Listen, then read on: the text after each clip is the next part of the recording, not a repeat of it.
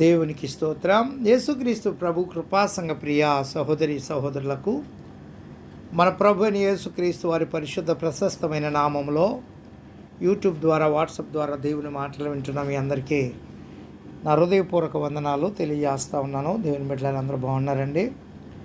మరి దేవుడు మనకిచ్చిన ఈ ఉదయకాల సమయమును బట్టి అనగా 19వ తారీఖు శుక్రవారం దినము జూలై నెల 2024 సంవత్సరం దేవుడు మనకిచ్చిన ఈ అవకాశాన్ని బట్టి పరిశుద్ధ గ్రంథము నుండి ద్వితీయ స్కందము ప్రధాన గాయకునికి కోరాహు కుమారులు రచించిన దైవ ధ్యానమని 42వ కీర్తన మొదటి చరణాన్ని చదువుకుని కొద్ది నిమిషాల వాక్యాన్ని ధ్యానించుకుందాం.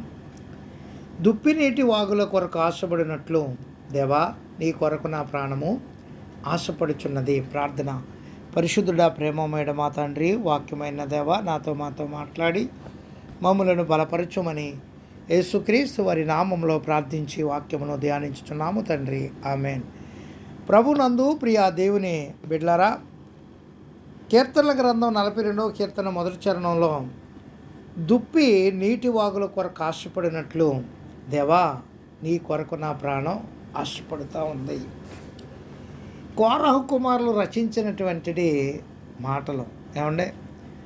దుప్పి నీటి వాగుల కొరకు ఏ రీతిగా అయితే తహతహలాడుతూ ఆశపడతా ఉందో దేవుని కొరకు ఈ యొక్క కోరాహు కుమారుల ప్రాణాలు ఆశపడతా ఉన్నాయంట.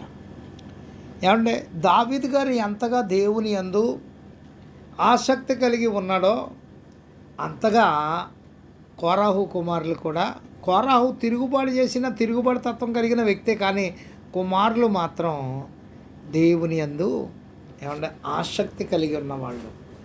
ఎంత ఆసక్తి అంటే నీళ్ళు లేక ఎండిపోయినటువంటి దేశంలో నీటి కొరకు ఆశపడుతున్నటువంటి వారు కంటే నీటి కొరకు కాకుండా నీటినిచ్చిన దేవుని మీద ఆశ కలిగి ఉన్న వారి యొక్క ఆశ చాలా గొప్పదండి. ఏమండి ప్రతి ఒక్కరు ఆకలి అయినప్పుడు ఆహారం కొరకు ఆశపడుతూ ఉంటాడు, దాహమైనప్పుడు నీటి కొరకు ఆశపడుతూ ఉంటాడు, అనారోగ్యంతో ఉన్నప్పుడు ఆరోగ్యం కొరకు ఆశపడుతూ ఉంటాడు, ఇబ్బందుల్లో ఉన్నప్పుడు విడుదల కొరకు ఆశపడుతూ ఉంటాడు.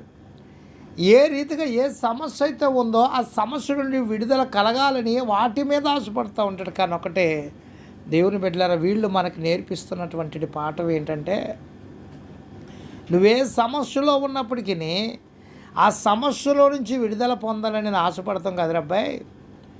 నువ్వే సమస్యలో ఉన్నప్పటికీ అది ఆహార సమస్య అయినా, దప్పిక కలిగిన సమస్య అయినా, అనారోగ్య సమస్య అయినా, కుటుంబ సమస్య అయినా, ఆర్థిక సమస్య అయినా, అనారోగ్య సమస్య అయినా, నిందల సమస్య అయినా, ఏ సమస్య అయినప్పటికీ నువ్వు ఆశ కలిగి ఉండవలసింది ఎవరి మీద అంటే సమస్త సమస్యలన్నిటి నుండి విడుదల కలిగించే దేవాతి దేవుని మీద నువ్వు ఆశ కలిగి ఉండాలని చక్కటి పాఠాన్ని వారు మనకి నేర్పిస్తూ ఉన్నారండి. దేవుని బిడ్డలారా, దేవుని మీద ఆధారపడినప్పుడు, దేవుని మీద ఆశ కలిగి ఉన్నప్పుడు దేవుడు అద్భుతమైన కార్యాలు జరిగిస్తాడండి. దేవుని బిడ్డలారా, అదే వీళ్ళు తెలియజేస్తూ ఉన్నారు. ఈ యొక్క కీర్తనలో మనం చూస్తే 42వ కీర్తనలు, ఈ 2 కీర్తనలో 43 కూడా ఇంచుమించుగా ఒక రీతిగానే ఉంటుందండి. దేవుని బిడ్డలారా, కోరాహు కుమారులు రచించిన వీరు దేవాలయ సేవలో సంగీత బృందానికి చెందిన వారండి. ఏమంటే ఈ 2 కీర్తనలు ఒకే విధంగా ఉన్నప్పటికీ ఈ కీర్తనలో కీర్తనాకారులు దేవుని ఎడల కలిగి ఉన్న తృష్ణ, ఆశను మరియు నిరీక్షణను గమనించవచ్చండి. మానవుడు అనే అనునిత్యం ఎదుర్కొనిచున్న ఒత్తిడి గురించి ఈ కీర్తనలో తెలియజేస్తూ ఉన్నాయి. ఏమంటే కృంగిపోయే పరిస్థితి 42వ కీర్తన 3వ చరణంలో కనబడుతుందండి. చూడండి, ఇక్కడ నీ దేవుడు ఏమైనని వారు నిత్యము నాతో అనుచుండగా రాత్రింపగల్లో నా కన్నీళ్లు నాకు అన్నపానములాయను.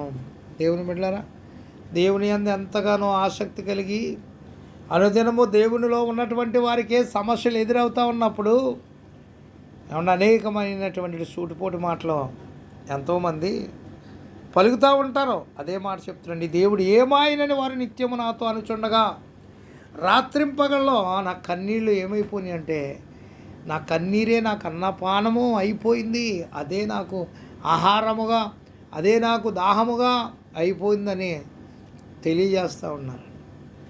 దేవుని బిడ్డలారా 4వ వచనం చూస్తే, జనసమూహముతో పండుగ చేయుచున్న సమూహముతో నేను వెళ్ళిన సంగతిని సంతోషం కలిగి స్తోత్రములు చెల్లించుచు నేను దేవుని మందిరానికి మందిరమునకు వారిని నడిపించిన సంగతిని జ్ఞాపకం చేసుకొనగా నా ప్రాణము నాలో కరిగిపోచున్నది.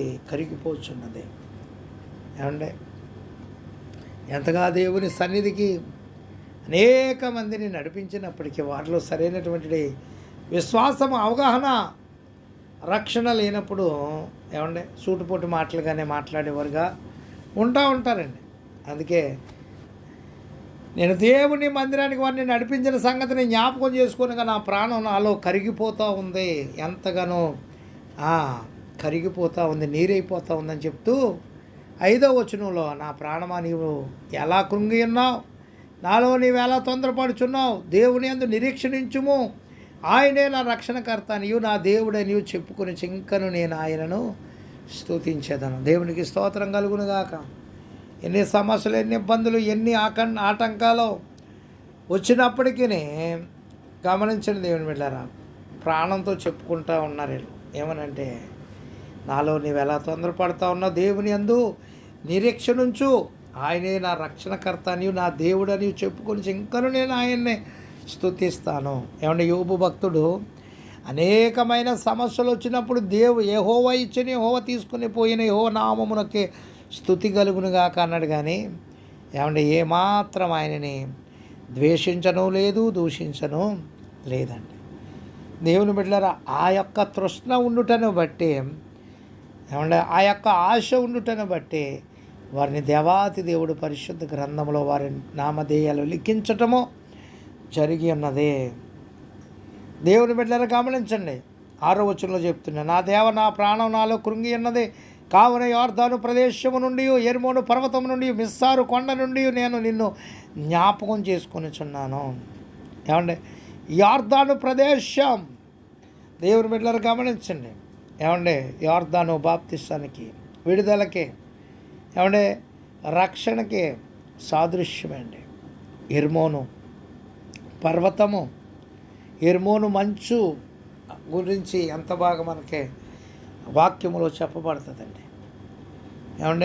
చల్ల ధనములో ఉన్నప్పటికీ, లేక మిస్సారు కొండ, అనేక ఇబ్బందులే కావచ్చు, సమస్యలే కావచ్చు, మంచిదే కావచ్చు, ఏదైనప్పటికీ అక్కడి నుండి కూడా ఇటువంటి అనుభవాలు ఎదురైనా, అది మంచే కావచ్చు, చెడే కావచ్చు, ఏ అనుభవాలు ఎదురైనా నేను నిన్ను జ్ఞాపకం చేసుకుంటున్నాను అన్నారు.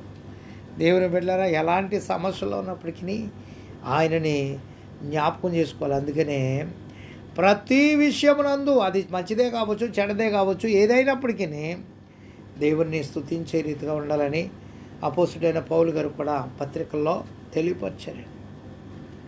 దేవుని బిడ్డలారా గమనించండి. ఇంకా ఆఖరు వచనానికి వెళ్దాం.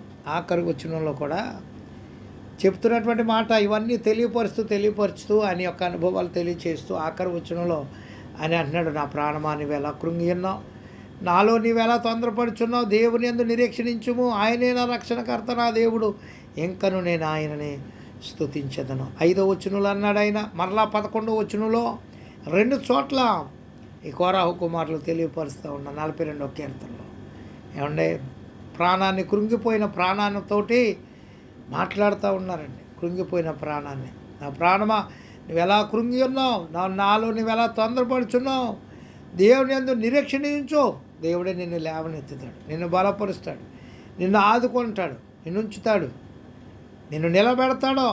పడిపోయిన స్థితిలో ఉన్నా నిన్ను నిలబెట్టి బలపరిచే దేవుడు నీవు నేను ఆరాధించుతున్న మన ప్రభువైన యేసుక్రీస్తు వారు. అందుకే ఆయనే నా రక్షణకర్త, నా దేవుడు, ఇంకను నేను ఆయనను స్తుతించదను అంటూ ఉన్నారు. దేవుని బిడ్డ, నీవు నేను కూడా ఆ రీతిగా అటువంటి తృష్ణ, అటువంటి ఆశ మనం కలిగి ఉన్నప్పుడు దేవుడు మన సమస్యలు, ఇబ్బందుల నుంచి, అది ఎలాంటి శోధనైన ఎటువంటి సమస్య అయినా వాటన్నిటి నుంచి విడుదలిచ్చి నిలబెట్టి బలపరచువాడై ఉన్నాడని ప్రభు నామములో తెలియజేస్తూ ఈ మాటల్ని ముగిస్తాను. దేవుడు కొద్ది మాటలు మన వినికిడిలో దీవించను గాక. ఆమె తండ్రి కుమార పరిశుద్ధాత్మ త్రియేక దేవుని దీవెన మనెల్లరకు తోడై ఉండి కాపాడును గాక. ప్రభు పనుల మీ ఆత్మీయ సహోదరుడు పాస్టర్ ఎలీషా రాజు, మస్కట్ నుండి. God bless you all.